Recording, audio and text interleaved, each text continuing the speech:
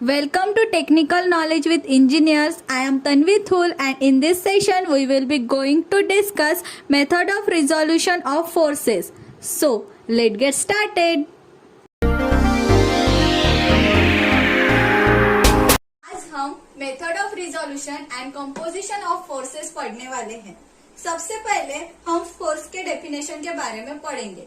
Force to external energy required to move the body from one place to another is called as force. Force is a vector quantity. Two type की quantities होती है, scalar quantity and vector quantity. So force is a vector quantity. Unit of force is Newton और kilonewton. Forces के number of types है, लेकिन problem solve करते समय हम 3 टाइप्स का ही यूज करेंगे। वो है horizontal forces, vertical forces and incline forces. Horizontal forces, vertical forces and incline forces क्या होते हैं ये देखते हैं। ये हमने एक्स एंड वाई एक्सिस ली है। जो फोर्सेस एक्स एक्सिस के अलोंग होते हैं उसे हॉरिजॉन्टल फोर्स कहते हैं, और जो फोर्सेस वाई एक्सिस के अलोंग होते हैं उसे वर्टिकल फोर्सेस कहते हैं। हॉरिजॉन्टल फोर्सेस में 2 ऑप्शन होते हैं, कोई फोर्स राइट साइड में जाता है तो कोई फोर्स लेफ्ट साइड में जाता है। वैसे ही वर्टिकल फोर्सेस में भी 2 ऑप्शन होते हैं, कोई फोर्स ऊपर जाता है तो कोई फोर्स नीचे जाता है। प्रॉब्लम सॉल्व करते समय जब कभी भी हॉरिजॉन्टल फोर्स आएंगे तब उस फोर्सेस को ऐड करना पड़ता है। ऐसे समेशन को हम एफ ऑफ एक्स कहते हैं। उसी तरह जब भी प्रॉब्लम सॉल्व करते समय वर्टिकल फोर्स आएंगे उस सभी वर्टिकल फोर्स को ऐड करना पड़ता है। ऐसे समेशन को आप एफ ऑफ वाई कहते हैं। So summation of F of X is stand for summation of horizontal forces and summation of F of Y is stand for summation of vertical forces. लेकिन problem solve करते समय कुछ ऐसे भी force आएंगे जो ना ही हॉरिजॉन्टल रहेंगे ना ही वर्टिकल रहेंगे। ऐसे फोर्स को हम इंक्लाइन फोर्स कहते हैं। ये फर्स्ट इंक्लाइन फोर्स है, ये सेकेंड इंक्लाइन फोर्स है, ये थर्ड इंक्लाइन फोर्स है एंड ये फोर्थ इंक्लाइन फोर्स है। इंक्लाइन फोर्स ना ही एक्स एक्सिस के अलोंग होते हैं और ना ही वाई एक्सिस के अलोंग होते हैं। इंक्लाइन फोर्स ये कुछ ना कुछ डिग्री से इंक्लाइन होते हैं। प्रॉब्लम सॉल्व करते समय हमें हॉरिजॉन्टल फोर्सेस का समेशन करना पड़ता है, उसी तरह वर्टिकल फोर्सेस का भी समेशन करना पड़ता है। लेकिन इंक्लाइन फोर्सेस का हम समेशन नहीं कर सकते, क्योंकि इंक्लाइन फोर्सेस का अलग अलग एंगल होते हैं। इंक्लाइन फोर्सेस कुछ ना कुछ एंगल से इंक्लाइन होते हैं, जैसे कि कुछ एंगल से इंक्लाइन होते हैं 30 एंगल से, 30 डिग्री से, कोई फोर्सेस 50 डिग्री से इंक्लाइन होते हैं, कोई फोर्सेस 60 डिग्री से होते हैं। ऐसे डिफरेंट डिग्री से फोर्सेस इंक्लाइन हो सकते हैं, इसीलिए हम उसे समेशन नहीं कर सकते। इसलिए हमें इंक्लाइन फोर्सेस को हॉरिजॉन्टल कंपोनेंट या वर्टिकल कंपोनेंट में रिजॉल्व करना पड़ता है। तो बोलने का मतलब ये है कि इंक्लाइन फोर्सेस का समेशन नहीं होता, इसलिए इंक्लाइन फोर्सेस को हॉरिजॉन्टल, वर्टिकल ऐसे 2 पार्ट में डिवाइड किया जाता है। फोर्सेस को 2 पार्ट में डिवाइड करना यानी उसको 2 कंपोनेंट में रिजॉल्व करना है। Method of resolution and composition इसे ही कहते हैं। इट मीन्स 2 पार्ट में डिवाइड करो, देन उसको कहीं कॉस, कहीं साइन, कहीं मैग्नीट्यूड, कहीं एंगल ये सब लिखो। इट मीन्स उसको कंपोज करो, इसलिए method of resolution and composition use करते हैं। तो आइए देखते हैं कि इंक्लाइन फोर्सेस को कैसे 2 पार्ट में डिवाइड करते हैं, कैसे इट मीन्स कैसे 2 पार्ट में उसको रिजॉल्व करते हैं। आइए कुछ एग्जाम्पल के थ्रू इसे समझते हैं। तो हम कुछ एग्जाम्पल देखते हैं। तो ये है फर्स्ट एग्जाम्पल, ये कुछ 10 न्यूटन का इंक्लाइन फोर्स है जो 30 डिग्री से इंक्लाइन है। तो हमें इसको रिजॉल्व करना है, क्योंकि हमें पता है कि इंक्लाइन फोर्स को हम समेशन नहीं कर सकते, इसलिए हमें हॉरिजॉन्टल एंड वर्टिकल कंपोनेंट में इसे रिजॉल्व करना पड़ता है। तो चलो हम इसे रिजॉल्व करते हैं।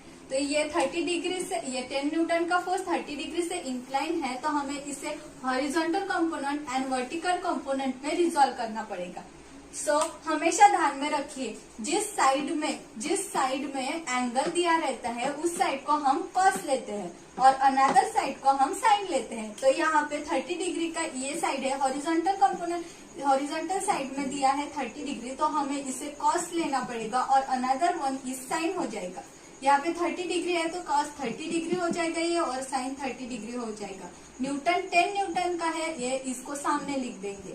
यह हमने रिजॉल्व कर दिया, लेकिन ये पूरी तरह से रिजॉल्व नहीं हुआ है, क्योंकि force is a vector quantity and vector quantity में मैग्नीट्यूड एंड डायरेक्शन दोनों रहता है, तो हमें भी इसे डायरेक्शन देनी पड़ेगी। सो हमें पता है कि दो तरीके से हम डायरेक्शन दे सकते हैं, जो पॉइंट से अवे रहता है और पॉइंट के तरफ रहता है। तो यहाँ पे पॉइंट से अवे है, यानी अवे फ्रॉम द पॉइंट, सो इसे हम आउटवर्ड फोर्स कहते हैं। दो टाइप के फोर्स होते हैं, inward force and outward force. जो पॉइंट से दूर रहता है उसे अवे फ्रॉम द पॉइंट, और जो पॉइंट के तरफ आता है उसे toward the point, inward force ऐसे कहते हैं। तो यहाँ पे आउटवर्ड फोर्स है, इसीलिए हम इसकी डायरेक्शन आउटवर्ड फोर्स की डायरेक्शन देंगे। तो अब ये हमने इसको रिजॉल्व कर दिया। चलो सेकेंड क्वेश्चन देखते हैं। ये कोई 15 न्यूटन का फोर्स है जो 40 डिग्री से इंक्लाइन है, तो हमें इसको रिजॉल्व करना है। तो ये हो गया इसका हॉरिजॉन्टल कंपोनेंट एंड ये हो गया इसका वर्टिकल कंपोनेंट। तो हमें पता है जिस साइड में एंगल रहता है उस साइड को हम कॉस लेते हैं, तो ये हो जाएगा कॉस 40 डिग्री और ये हो जाएगा साइन 40 डिग्री, और 15 हम सामने लिख देंगे, 15 न्यूटन। लेकिन ये अभी तक पूरी तरह से रिजॉल्व नहीं हुआ है, क्योंकि हमने इसे डायरेक्शन शो नहीं की है। तो 15 न्यूटन फोर्स की डायरेक्शन इन साइड है, टूवर्ड द पॉइंट है, तो इनकी भी डायरेक्शन इन साइड रहेगी, टूवर्ड द पॉइंट रहेगी। चलो थर्ड एग्जांपल देखते हैं। ये कोई 10 न्यूटन का फोर्स है जो 30 डिग्री से इंक्लाइन है, तो हमें इसको रिजॉल्व करना है। तो ये हो गया इसका वर्टिकल कंपोनेंट और ये हो गया इसका हॉरिजॉन्टल कंपोनेंट। तो हमें पता है जिस साइड में एंगल रहता है वो साइड हो जाएगा कॉस, तो ये हो जाएगा कॉस 30 डिग्री, 10 सामने लिख देंगे, और ये हो जाएगा 10 साइन 30 डिग्री। और इसके डायरेक्शन क्या है, आउटवर्ड है, अवे फ्रॉम द पॉइंट है, तो इनकी भी डायरेक्शन आउटवर्ड रहेंगी। चलो हम इसी प्रॉब्लम को ये 30 डिग्री का यूज नहीं करके सॉल्व करके देखते हैं। तो कैसे होता है, चलो देखते हैं। ये हो गया 10 न्यूटन का फोर्स जो 30 डिग्री से इंक्लाइन है, ये हो गया इसका हॉरिजॉन्टल वर्टिकल कंपोनेंट, ये हो गया इसका हॉरिजॉन्टल कंपोनेंट। तो हमें 30 डिग्री का यूज नहीं करना है। तो हमें पता है जब तक हमें एंगल पता नहीं रहता तब तक हम इसे रिजॉल्व नहीं कर सकते। तो ये पूरा हो गया 90 डिग्री, उसमें से 30 गया तो ये हो जाएगा 60 डिग्री। अब हम इसे रिजॉल्व कर सकते हैं। तो हमें पता है जिस साइड में एंगल रहता है उस साइड को हम कॉस लेते हैं, तो ये हो जाएगा कॉस 60 डिग्री और ये हो जाएगा साइन 60 डिग्री, और ये 10 हम सामने लिख देंगे। तो हम इस तरह से भी इसे सॉल्व कर सकते हैं। अगर हमें 30 डिग्री से करना है तो वही कर सकते हैं। अगर हमें नहीं पता रहा तो हम इस तरह से फाइंड आउट करके भी हम ये सॉल्व कर सकते हैं। चलो हम देखते हैं। कोई टीचर्स कहते हैं कि हम सिर्फ हॉरिजॉन्टल में कॉस ले सकते हैं, हम वर्टिकल में कॉस नहीं ले सकते। तो ये कहाँ तक बराबर है, हम ये एक एग्जाम्पल के थ्रू देखते हैं। तो चलो ये कुछ 10 न्यूटन का फोर्स है जो 40 डिग्री से इंक्लाइन है। तो हमने इसको रिजॉल्व कर दिया। जहाँ पे एंगल रहता है वहां पे हम कॉस लेते हैं, तो ये हो जाएगा कॉस 40 डिग्री, 10 कॉस 40 डिग्री, और ये हो जाएगा 10 साइन 40 डिग्री। तो ये हमने इसको रिजॉल्व कर दिया। डायरेक्शन भी आउटवर्ड है तो हमने डायरेक्शन भी आउटवर्ड दे दी। अगर चलो हम अभी टीचर्स के हिसाब से इसको रिजॉल्व करते हैं, तो कोई टीचर्स कहते हैं कि हम सिर्फ हॉरिजॉन्टल में ही कॉस ले सकते हैं। तो इस तरह से हम इसको रिजॉल्व करके देखते हैं। तो ये हो जाएगा 40 डिग्री और ये 10 न्यूटन। बट हमें पता है कि जब तक हमें ये एंगल पता नहीं रहेगा तब तक हम यहाँ पे कॉस नहीं ले सकते। तो ये हो जाएगा, ये पूरा 90 डिग्री है तो ये हो जाएगा 50 डिग्री। तो अब हम इसको 10 50 कॉस 10 cos 50 डिग्री लिख सकते हैं और ये 10 sin 50 डिग्री लिख सकते हैं। तो हम कैलसी से इनकी वैल्यू कैलकुलेट करके देखते हैं। तो 10 cos ऑफ 50 हो जाएगा 6.42, 10 sin ऑफ 50 हो जाएगा 7.66, 10 sin ऑफ 40 हो जाएगा 6.42 एंड 10 cos ऑफ 40 हो जाएगा 7.66। तो हम देख सकते हैं कि ये वैल्यू और ये वैल्यू सेम है। तो कहने का मतलब ये है कि हम एंगल, जिस एंगल के साइड में यानी कॉस हम वर्टिकली भी ले सकते हैं और हॉरिजॉन्टली भी ले सकते हैं। तो ये दोनों भी मेथड हमारी बराबर है। हम इसी भी मेथड से और इस मेथड से दोनों से भी सॉल्व कर सकते हैं। तो मेरा मानना ये है कि हमें यही ध्यान में रखना चाहिए कि जहाँ पे एंगल है उसी साइड को कॉस लेते हैं, क्योंकि ये इजी हो जाएगा। हम ये एक लास्ट एग्जाम्पल देखते हैं और इस सेशन को हम एंड करते हैं। तो ये एक ब्लॉक है जिसपे 10 न्यूटन का फोर्स अप्लाई हो रहा है, तो और ये 40 डिग्री से इंक्लाइन है। तो हमें इसको रिजॉल्व करना है। तो ये हो जाएगा इसका हॉरिजॉन्टल कंपोनेंट और ये हो जाएगा इसका वर्टिकल कंपोनेंट। क्योंकि ये इनवर्ड है तो टूवर्ड द पॉइंट है, तो हमें इसकी डायरेक्शन भी टूवर्ड द पॉइंट देनी पड़ेगी।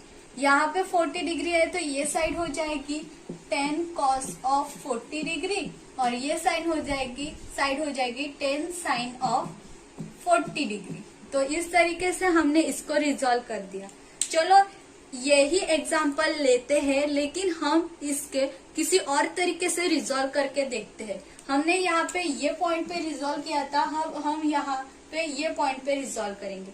तो ये हो जाएगा एक ब्लॉक जहाँ पे 10 न्यूटन का फोर्स 10 न्यूटन का फोर्स अप्लाई हो रहा है जो 40 डिग्री से इंक्लाइन है। तो हमें अब इसको इस पॉइंट पे रिजॉल्व करना है। तो ये हो जाएगा इसका हॉरिजॉन्टल कंपोनेंट और ये हो जाएगा इसका वर्टिकल कंपोनेंट। तो हमें पता है ये 40 है तो ये भी 40 हो जाएगा, क्योंकि ये अल्टरनेट एंगल है। तो ये 40 हो गया तो ये हो जाएगा 10 cos ऑफ 40 डिग्री और ये हो जाएगा 10 sin ऑफ 40 डिग्री। तो ये दोनों भी सेम है, क्योंकि cos वाला कंपोनेंट लेफ्ट साइड में जा रहा है, यहाँ पे भी cos वाला कंपोनेंट लेफ्ट साइड में जा रहा है और sin वाला कंपोनेंट नीचे जा रहा है, यहाँ पे भी sin वाला कंपोनेंट नीचे जा रहा है। तो ये दोनों भी सेम है। हम ये दोनों भी मेथड से इसको सॉल्व कर सकते हैं। आई सपोज आपको ये प्रॉब्लम समझ में आए होंगे। At last, thank you for watching my video. Bye bye. Take care.